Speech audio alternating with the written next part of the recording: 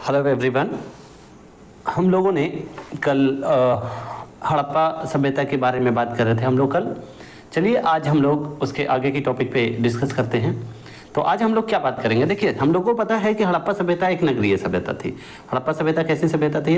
हड़प्पा सभ्यता एक नगरीय सभ्यता थी, ये हम सबको पता है, ठीक है। अगर नहीं पता है तो पता हो जाना चाहिए कि हड़प्पा सभ्यता एक नगरीय सभ्यता थी। ये क्वेश्चन भी पूछा जाता है कि हड़प्पा सभ्यता कैसी सभ्यता थी, तो इसका आंसर है हड़प्पा सभ्यता एक नगरीय सभ्यता थी, ठीक है। अब आगे बात करते हैं कि हड़प्पा सभ्यता के कुछ स्थलों के बारे में बताएं, यानी कि कुछ महत्वपूर्ण स्थल। तो हड़प्पा सभ्यता के कुछ महत्वपूर्ण स्थल में हमको सबसे पहले हम लोग जो इस पर बात करेंगे उसका नाम है हड़प्पा। खुद ही हड़प्पा के बारे में बात करेंगे। हड़प्पा है कहाँ? हड़प्पा है पाकिस्तान। जिला का नाम क्या है? जिले का नाम है मुल्तान। तो मुल्तान जिला जो पाकिस्तान में पड़ता है और ये रावी नदी के किनारे पर स्थित है, ठीक है ना।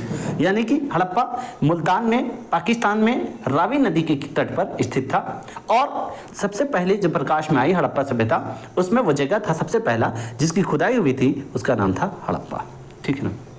यहाँ से हमको क्या क्या मिला? यहाँ से हमको सीटाडेल यानी कि गढ़ी, और या फिर इसे दुर्ग भी कहते हैं, या फिर इसे दुर्ग भी कहते हैं। दुर्ग या गढ़ी, इसको इंग्लिश में हम लोग सीटाडेल कहते हैं। और इसके अलावा यहाँ पे निचला नगर भी था, यानी कि यहाँ पे जो घर थे ये दो थे। एक ऊंचाई पे बना हुआ था जिसे हम लोग दुर्ग या गढ़ी के नाम से जानते हैं, इंग्लिश में हम लोग इसे सीटाडेल कहते हैं। उसी तरीके से एक जो था वो नीचे में बसा हुआ था जिसे हम लोग निचला नगर के नाम से जानते थे।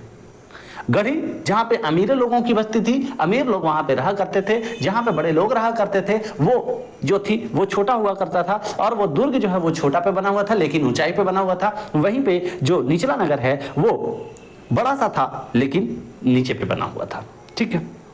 अच्छा, हड़प्पा से क्या मिला है? हड़प्पा से हमको जो मिला है वो मिला है अन्नागार, ग्रेनरी।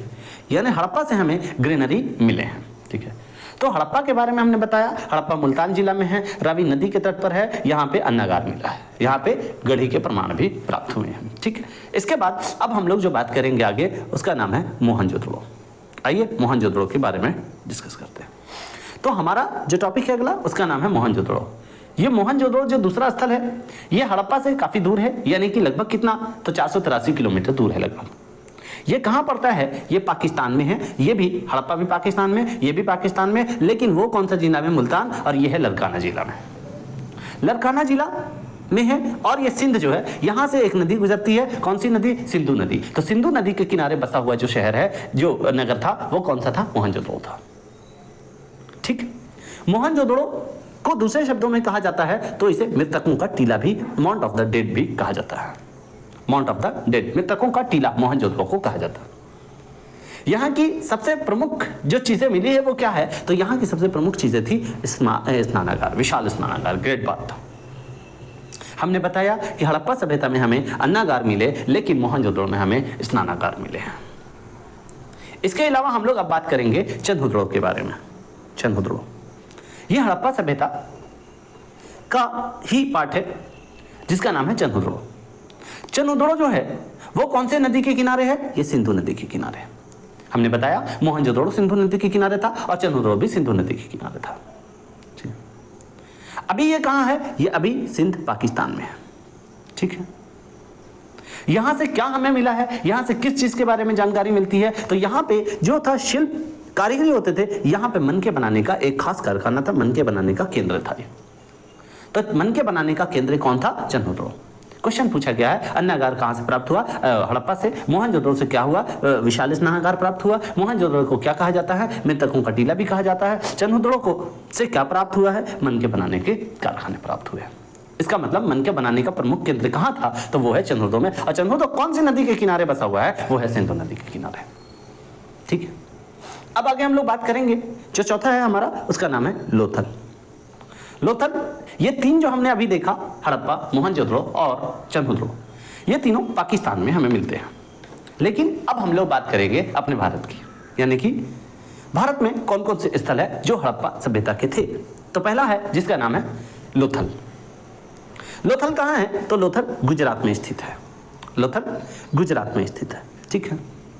गुजरात में जगह का नाम है खंभात की खाड़ी। खंभात की खाड़ी के पास ये स्थित है और इसमें बहुत सारे दुकान के जो टूटे फूटे जो चीजें हैं वो मिली हैं, साथ साथ यहाँ पे घर भी बहुत सारे टूटे फूटे नजर आए हैं। इसके अलावा यहाँ पे सबसे जो इंपॉर्टेंट चीज है वो है कि लोथल में एक गोदीबाड़ा मिला है, डकयार्ड जिसे कहते हैं। तो डकयार्ड या डकयार्ड जो है, गोदीबाड़ा जो है, इससे ये साबित होता है, इससे ये प्रूफ होता है कि लोथल एक ऐसा जगह होगा जहां पे व्यापार किया जाता होगा, वहां पे डकयार्ड है, इसका मतलब यहां पे व्यापारी जहाज भी आया करते होंगे। तो ये उम्मीद लगाया जाता है। तो लोथल खंबात की खाड़ी में स्थित है, यहां से गोदीबाड़ा के प्रमाण मिले हैं, ये जरूरी है याद रखना, ठीक है। अगर गोदीबाड़ा के प्रमाण मिला है इसका मतलब है यहां पे जहाज भी आता होगा, आता होगा।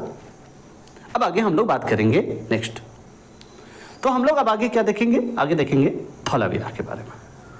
तो धौलावीरा के बारे में थोड़ा बात करते हैं, धौलावीरा के बारे में बात करते हैं। धौलावीरा 1990 में इसकी खुदाई हुई। इसकी खोज आर.एस. बिष्ट ने की, अभी मैंने बताया सबसे इंपॉर्टेंट ये है, सबसे पहले बाद में ये खुदाई हुई है, ठीक है ना। अभी तो लगातार खोज जारी है, ठीक है ना। ये धौलावीरा है कहाँ, ये भी गुजरात में है। हमने बताया कि लोथल गुजरात में, धौलावीरा भी गुजरात में।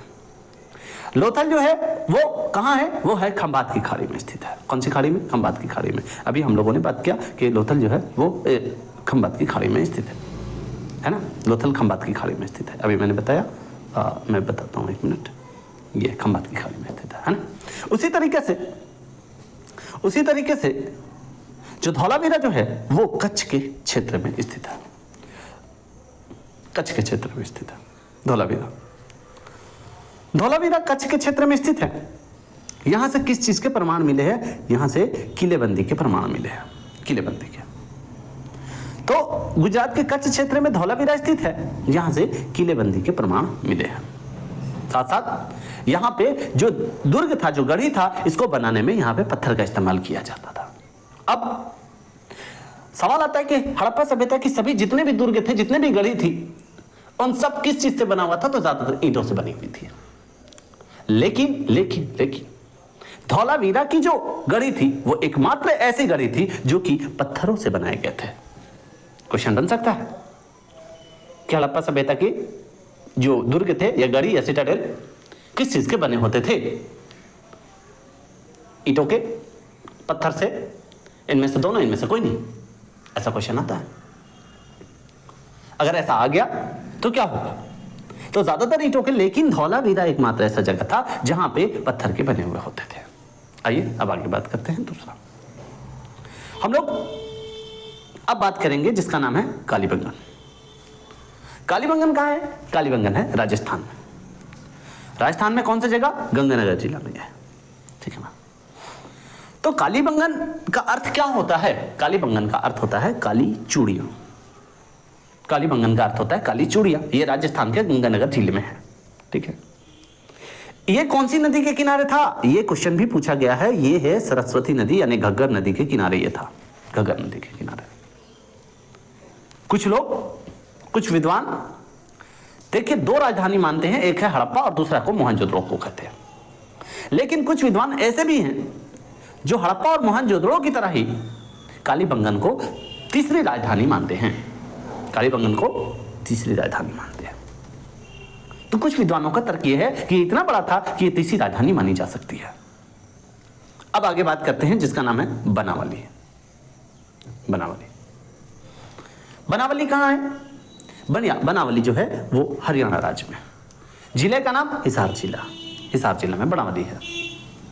तो बनावली जो है वो हिसार जिले में है। यहां से गढ़ी के प्रमाण मिले हैं किलेबंदी के। इसके अलावा जो छोटे मोटे स्थल हमको और मिले हैं, जैसे सुक्का गेंडोर बलूचिस्तान में, डबरकोट भी बलूचिस्तान में ही है, कोटडी जी जो सिंध में है, रोपड़, बाड़ा, संगोल पंजाब में, राखी गढ़ी जो है वो हरियाणा में, आलमगीरपुर ये उत्तर प्रदेश में, ठीक है, बड़गांव ये उत्तर प्रदेश में, अंबखेड़ी ये भी उत्तर प्रदेश में, रंगपुर, रोजदी, सुरकोटदा, लोथल और धौलावीरा जिसके बारे में हमने बात किया, ये सब कहाँ है, ये सब है गुजरात में, ठीक है। अब आगे जरा देख लेते हैं कि कौन सा स्थल कहाँ है। आइए जरा देखते हैं इसका एक लिस्ट, ठीक है। ये देखिए हड़प्पा कहाँ है, हड़प्पा है मुल्तान में, पाकिस्तान। मोहनजोदड़ो लरकाना जिला सिंध पाकिस्तान में, चंद्रपुर सिंध पाकिस्तान में, लोथल खंबात की खाड़ी गुजरात भारत में, धौलावीरा गुजरात कच्छ की खाड़ी और भारत में, कालीबंगन राजस्थान में, बनावली हरियाणा में, हिसार जिले में, हिसार। तो ये सारे जो प्रमुख है स्थल हैं जिसके बारे में क्वेश्चन पूछा जाता है। हड़प्पा सभ्यता के एक चरण नहीं बल्कि 3 चरण माने जाते हैं, आरंभिक हड़प्पा, विकसित हड़प्पा और उत्तरकालीन हड़प्पा। आरंभिक हड़प्पा जो है वो लगभग 3500 ईस्वी पूर्व माना जाता है। वहीं पे विकसित हड़प्पा 2600 से 1900 ईसा पूर्व के बीच में माना जाता है। इसके बाद के जो हड़प्पा है वो 1900 से 1200 ईसा पूर्व मानी जाती है। ईसा पूर्व क्या होता है? जो ईसा जो प्रोफेट थे उसके जन्म से पहले ईसा पूर्व कहलाता है। ईसा से पहले ईसवी जो ईसा के बाद जो चली शुरू हुई, ईसा से जो शुरू हुई वो ईसवी कहलाता है। ईसा पूर्व जो ईसा से पहले थे। ठीक है, अब आगे हम लोग बात करेंगे कि हड़प्पा सभ्यता जो हम बात कर रहे हैं, हड़प्पा सभ्यता, हड़प्पा सभ्यता, हड़प्पा सभ्यता, आखिर इसकी उत्पत्ति कैसे हुई? आखिर हड़प्पा सभ्यता जो है ये कहां से आ गया? इसके संस्थापक, इसके फाउंडर कौन थे? इसको किसी ने तो बनाया होगा। तो अलग अलग विद्वानों ने अपने अपने राय दिया। एक विद्वानों का कहना है कि हड़प्पा सभ्यता की उत्पत्ति ये हुई कि हड़प्पा सभ्यता के जो थे संस्थापक वो द्रविड़ लोग थे। हड़प्पा सभ्यता के जो संस्थापक थे, कुछ विद्वान द्रविड़ को मानते हैं।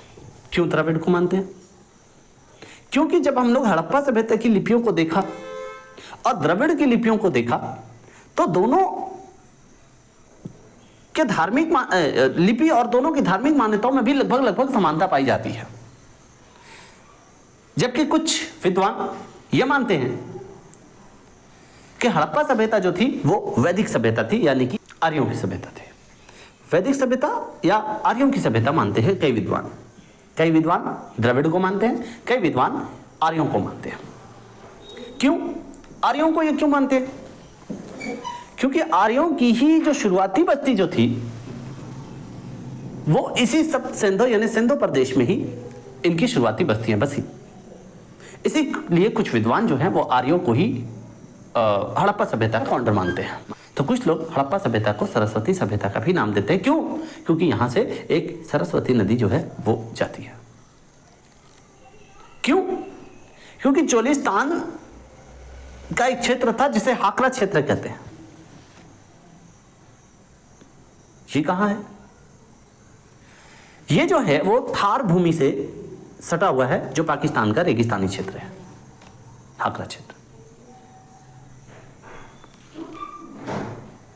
तो इसीलिए जो थार मरुभूमि से सटा हुआ जो पाकिस्तान का रेगिस्तानी क्षेत्र है जिसे हाकरा क्षेत्र कहते हैं, और हाकरा क्षेत्र की पहचान जो है वो सरस्वती नदी से हुई है।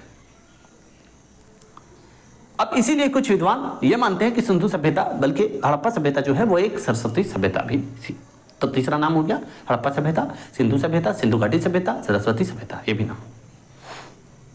जबकि एक विद्वान है जिनका नाम है मार्टिमर व्हीलर। मार्टिमर व्हीलर साहब का मानना है कि हड़प्पा सभ्यता की जो स्थापना हुई वो सुमेर यानी कि मेसोपोटामिया की वजह से हुआ। हद है, मेसोपोटामिया की वजह से हुआ, मतलब हमें तो कुछ आता ही नहीं था। हड़प्पा सभ्यता की उत्पत्ति में कुछ लोग ये मानते हैं कि ईरान बलूचिस्तान की जो संस्कृति थी, जो गांव की संस्कृतियां थी, उनकी वजह से यह हड़प्पा सभ्यता की उत्पत्ति हुई।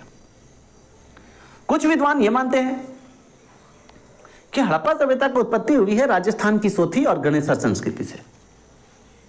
तो देख रहे हैं अलग अलग विद्वान अपने अपने तरह से अपनी अपनी राय प्रकट कर रहे हैं और बता रहे हैं कि हड़प्पा सभ्यता ऐसा था, हड़प्पा सभ्यता ऐसा था। क्योंकि लिखावट अभी तक किसी को पता नहीं चला। जिस दिन लिखावट पता चल गया सारे भेद खुल जाएंगे, सारी राज पता हो जाएंगे हमें कि हड़प्पा सभ्यता के फाउंडर कौन थे, हड़प्पा सभ्यता के संस्थापक कौन थे। तो इसीलिए हड़प्पा सभ्यता की जब तक उत्पत्ति नहीं होती है अलग अलग लोग अपनी अपनी राय दे रहे हैं। हम लोग भी मानते हैं इस बात को, राय को। चलो ठीक है, हम लोग इस बात को एक्सेप्ट करें क्योंकि हम लोगों ने भी अभी कंफर्म नहीं। ठीक है, तो अब हड़प्पा सभ्यता के अलग अलग मत तो आपने देख लिया, लेकिन हड़प्पा सभ्यता का विकास या उदय जो हुआ वो सिंधु और इसके आसपास की जो नदियां थी, जो सहायक नदी है, साथ साथ इसका पर्यावरण, इसकी भौगोलिक परिस्थितियों, इसका महत्वपूर्ण योगदान था हड़प्पा सभ्यता को विकास करने में। इसके अलावा ईरानी बलूची, जिसे अभी मैंने बताया, उसका भी संस्कृति का बहुत बड़ा योगदान था हड़प्पा सभ्यता को विकास करने में, क्योंकि 7000 वर्ष पूर्व सिंधु घाटी के बलूचिस्तान के पास सटे हुए कृषि बस्तियां थी, यहां से खेती हुआ करती थी और खेती की शुरुआत हुई लगभग 7000 साल पहले, जो सिंधु घाटी से सटा हुआ था, जिसका नाम था बलूचिस्तान। तो यही भी खेती की शुरुआत हुई। तो कहा जाता है कि इन लोगों ने ही हड़प्पा सभ्यता को बसाने में खास विशेष योगदान दिया होगा। इसके अलावा 7000 में समझ लीजिए कि यह खेती शुरुआत हुई होगी।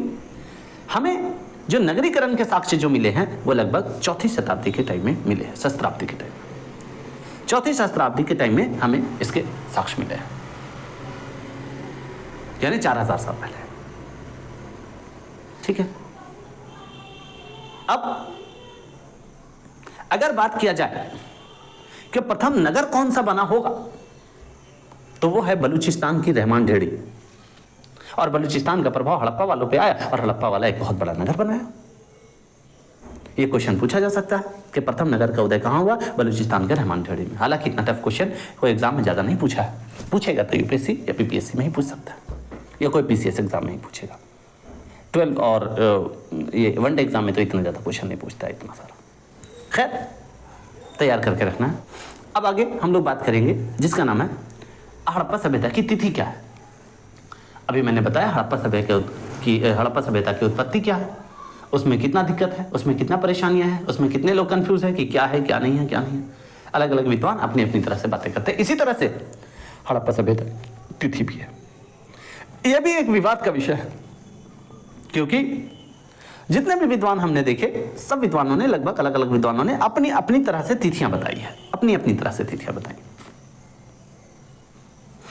कुछ विद्वान ये मानते हैं कि यहां पे मिस्र और मेसोपोटामिया की सभ्यता का जो ध्यान में रखते हुए बोलते हैं कि सभ्यता का विकास जो हुआ होगा वो 3250 से 2750 ईस्वी के पूर्व के बीच हुआ होगा।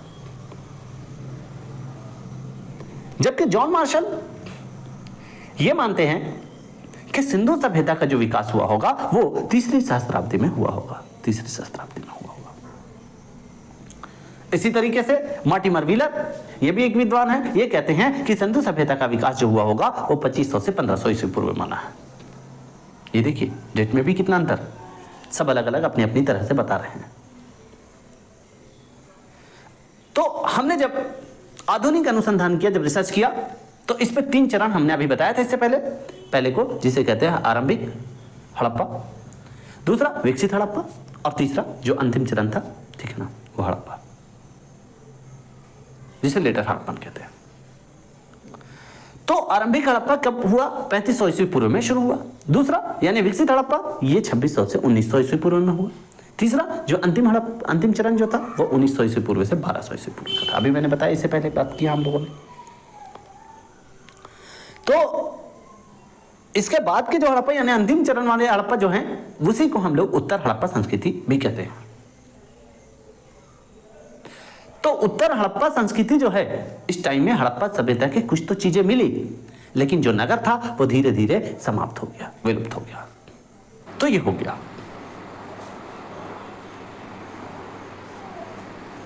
अब आगे दूसरी टॉपिक पे हम लोग फिर बात करते हैं। तब तक के लिए लेते हैं विदा। दीजिए सर, नमस्कार।